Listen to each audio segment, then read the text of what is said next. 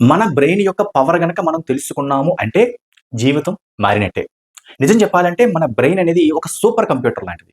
Brain ఎలా పనిచేస్తుందంటే, మనం ఏ విషయాలనైతే రిపీటెడ్‌గా చెప్తూ ఉంటామో, అది నిజమని నమ్మి, అది మనకి ఇచ్చే ప్రయత్నం చేస్తూ ఉంటుంది.